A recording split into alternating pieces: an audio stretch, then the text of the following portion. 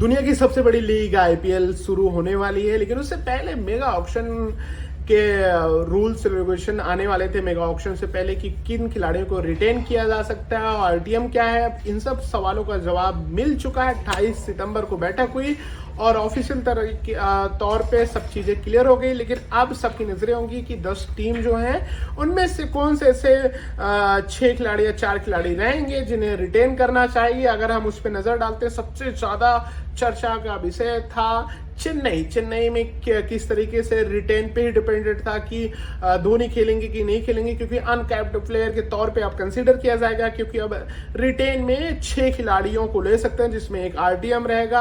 RTM मतलब right to match. अगर हम बात करें सीएसके किन खिलाड़ियों को रिटेन कर सकती है, तो ऋतुराज गायकवाड़ जो कप्तान है उन्हें रिटेन करेगी।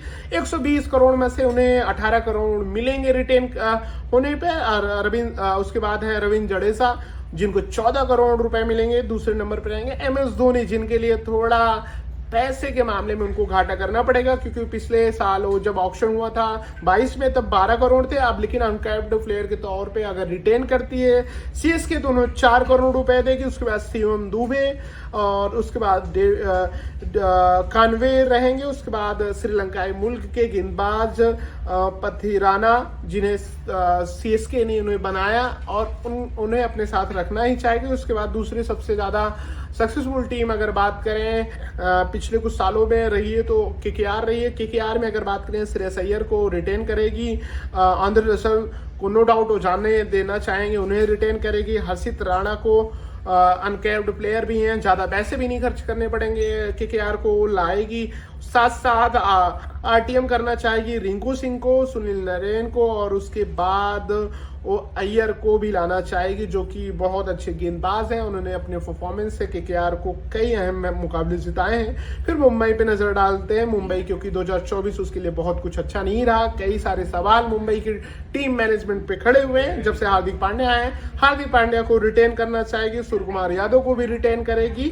उसके बाद निहाल वडेरा को भी वो रिटेन करेगी। रोहित शर्मा की पूरी संभावना है कि रिटेन करेगी। Jasprit Bumrah no doubt. और तिलक वर्मा को आरटीएम के थ्रू वो लाना चाहेगी मुंबई इंडियंस। उसके बाद हम बात करते हैं दूसरी टीम की।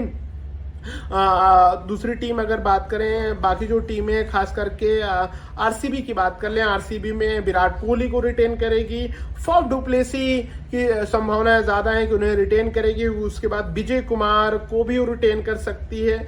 बिल जैक को नो डाउट, जिस तरीके से उनका फॉर्म था, जिस तरीके से वो खेल रहे थे, बिल्कुल एकदम बहुत ज्यादा उनका इंटरनेशनल क्रिकेट एक्सपीरियंस नहीं रहा, लेकिन जिस इंटेंट और कैपेसिटी हुई उन्होंने दिखाई थी, स्किल दिखाई थी, इस लिहाज से आरसीबी उन्हें रिटेन करना चाहिए। मोहम्मद सिराज नो डाउट उन्हें बाहर का रास्ता तो बिल्कुल नहीं दिखाएगी, उन्हें रिटेन करेगी। उसके बाद रजत पाटीदार कमाल का बल्लेबाज है, जितने भी मौके मिले हैं लगातार परफॉर्म किया। 40, 50, 60 ऐसे लगातार पूरे 2024 में उन्होंने फॉर्म किया। उसके बाद बात कर लेते हैं दिल्ली कैपिटल की। दिल्ली की राजधानी, देश की धड़कन कह लें, वहां ऋषभ पंत जब से आए टीम बहुत अच्छा कर रही है, तो ऋषभ पंत नो डाउट उन्हें रिटेन करेगी। अक्षर पटेल को भी ले आएगी। अभिषेक पोरेल कमाल का बल्लेबाज है, युवा बल्लेबाज है जो अनकैप्ड प्लेयर है, उसको खिलाना चाहेगी। उसके बाद जैक पैगर को भी दिल्ली की टीम रिटेन करना चाहेगी। कुलदीप यादव को आरटीएम के थ्रू लाना चाहेगी। उसके बाद स्टप को भी वो लाना चाहेगी आरटीएम की।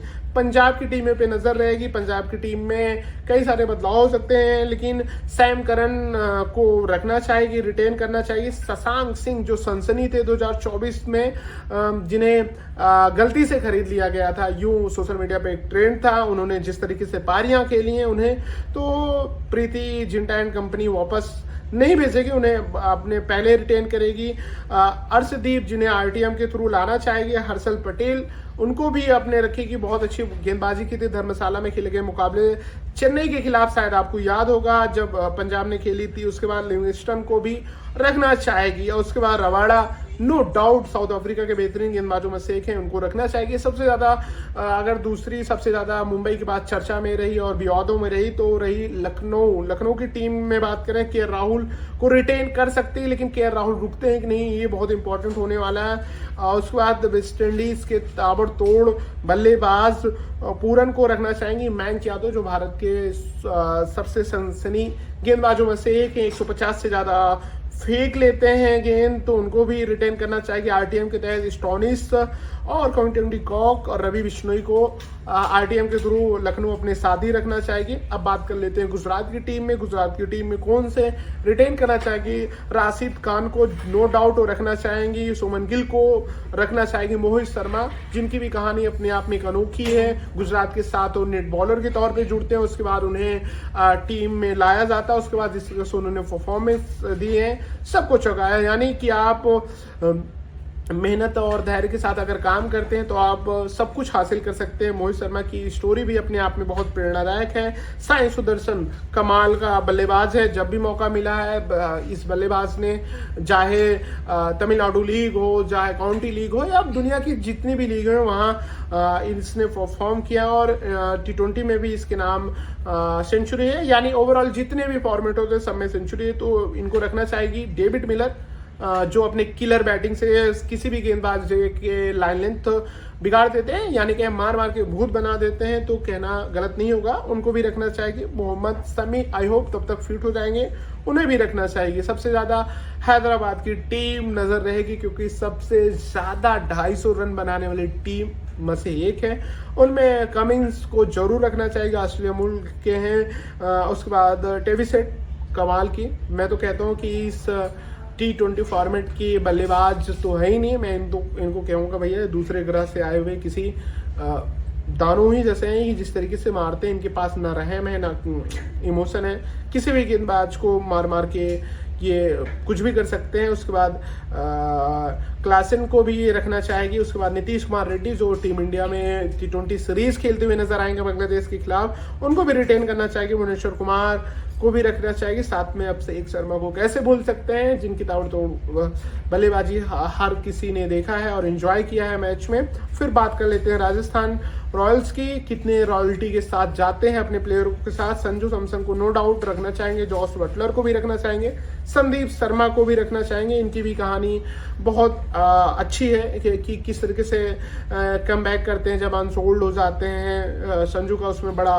रोल है। जायसवाल नो डाउट रहेंगे, रिहान पराग को भी रखना चाहिए।